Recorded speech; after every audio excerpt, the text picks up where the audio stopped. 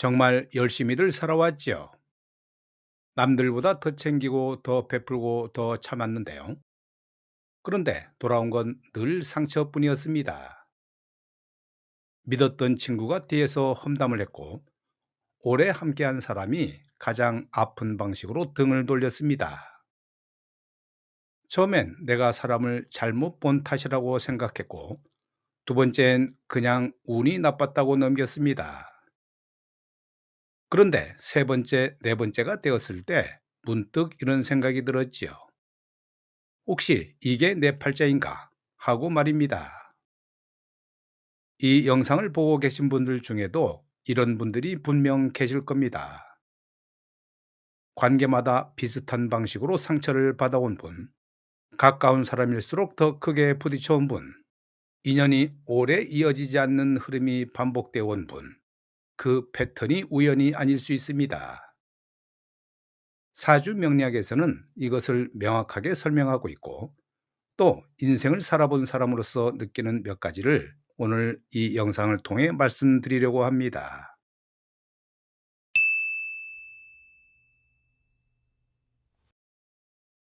사주는 태어난 연운일시를 기반으로 8글자를 세우는 거지요. 이 8글자 안에는 나를 중심으로 한 모든 인간관계의 구조가 담겨져 있습니다. 사주 명리학에서 인간관계를 볼 때 가장 중요하게 살피는 것이 바로 육친이라는 개념이 있죠. 육친이란 쉽게 말해 나와 관계를 맺는 모든 사람을 6가지 유형으로 분류한 것입니다. 부모, 형제, 배우자, 자녀, 나를 도와주는 존재, 내가 통제해야 하는 존재. 이 6가지가 사주 안에서 각각의 자리를 차지하고 있습니다. 그런데 이 육친들이 서로 조화롭게 배치되어 있는 사람이 있고 서로 충돌하고 부딪히도록 배치된 사주가 있지요. 사주에서 충이라는 것은 두 기운이 정면으로 맞부딪히는 구조를 말하는데요. 마치 자석의 같은 극끼리 밀어내듯 가까이 있을수록 오히려 갈등이 커지는 흐름입니다. 사람 복이 약한 사주는 대부분 이 충의 구조 안에서 중요한 인연들이 배치되어 있는 경우가 많죠. 특히 배우자 자리, 형제 자리, 친구를 뜻하는 자리에 충이 겹쳐 있으면 가장 가까운 사람들로 인해 인생에서 가장 큰 굴곡을 겪는 흐름이 반복됩니다.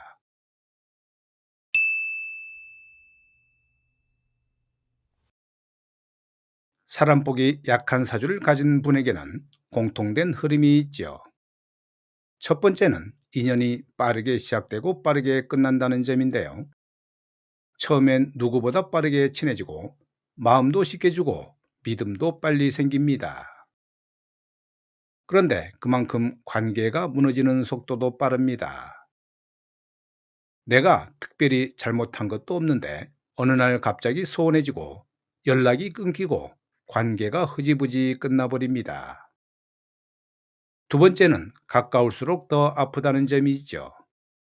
멀리 있는 지인과는 아무 문제가 없는데 그런데 매일매일 얼굴을 마주쳐야 하는 가족, 수십 년을 함께한 친구, 가장 믿었던 배우자와의 관계에서 유독 갈등이 끊이지 않습니다. 이분들이 나쁜 사람이라서가 아니라 사주 구조상 가까운 자리에 충의 기운이 집중되어 있기 때문입니다. 세 번째는 비슷한 유형의 사람이 반복해서 등장한다는 점이 있죠. 환경을 바꿔도 직장을 옮겨도 동네를 떠나도 결국 비슷한 방식으로 상처를 주는 사람이 다시 나타납니다. 이것이 바로 사주의 기운이 작동하는 방식이지요. 내 사주 안에 그 패턴이 새겨져 있기 때문에 의식하지 않으면 같은 선택을 반복하게 됩니다.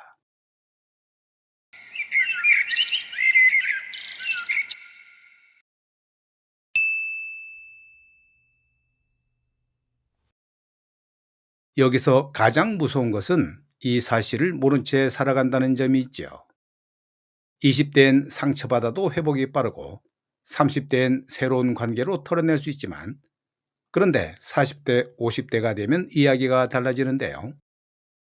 그동안 쌓인 상처들이 불신이 되고 그 불신이 굳어져 체념이 됩니다.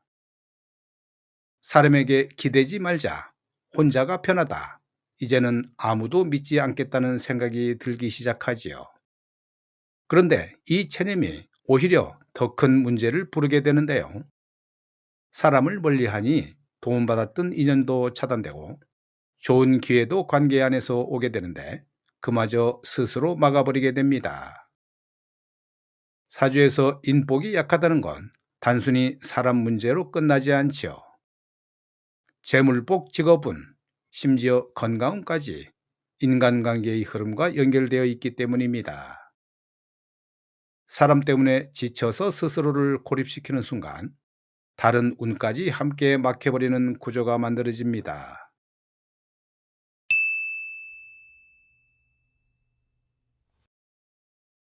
그런데 여기서 중요한 반전이 있지요.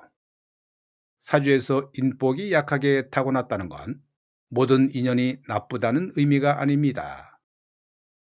오히려 어떤 인연을 조심해야 하는지, 어떤 유형의 사람이 나에게 독이 되는지가 사주 안에 명확하게 새겨져 있다는 뜻인데요. 알면 피할 수 있습니다.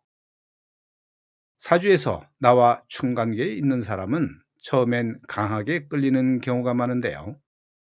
낯설고 자극적이고 내가 갖지 못한 무언가를 가진 것처럼 보입니다. 그래서 먼저 다가가게 되죠. 그런데 그 끌림이 결국 가장 큰 상처의 시작이 됩니다. 반면 사주에서 나와 합의되는 기운, 즉 나의 에너지를 안정시켜주는 사람은 처음엔 별로 특별해 보이지 않지만 무난하고 조용하고 큰 설렘이 없습니다. 그런데 시간이 지날수록 그 사람이 옆에 있을 때 가장 편하고 가장 오랜 관계로 이어집니다. 사주를 알면 끌림과 조음을 구별할 수 있게 되고 그 구별 하나가 인생의 방향을 완전히 바꿔놓습니다.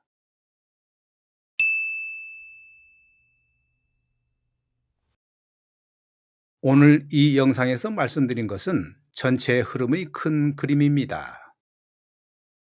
사람 보기 약한 사주 구조가 어떤 패턴으로 나타나는지, 왜 반복되는지, 그리고 그 흐름을 어떻게 읽어내야 하는지를 짚어드렸습니다.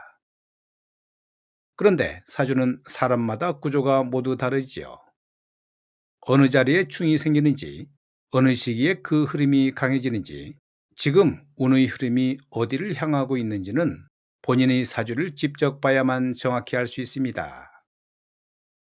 사주의 신 댓글을 보면 사주 8글자 없이 질문하시는 분들이 많은데요. 천하의 명리학자도 사주 팔자 없는 정확한 풀이는 불가능합니다. 지금 인간관계 때문에 지치고 계신 분, 반복되는 패턴에서 벗어나고 싶은 분, 이제는 더 이상 같은 방식으로 상처받고 싶지 않은 분이시라면 댓글란의 상담 안내를 참고하십시오. 내 사주 안에 답이 있고 그 답을 아는 것에서 변화는 시작됩니다. 마지막으로 오늘 이 영상이 조금이라도 마음에 와닿았다면 지금 바로 좋아요 버튼을 눌러주십시오. 단 1초면 됩니다. 그 한 번의 클릭이 비슷한 고민을 가진 분들에게 이 영상을 전해주는 가장 큰 힘이 됩니다. 그리고 본인의 이야기 혹은 주변에서 이런 흐름을 겪고 계신 분이 있다면 댓글로 남겨주십시오. 사주의 신이 직접 읽겠습니다. 대단히 감사합니다.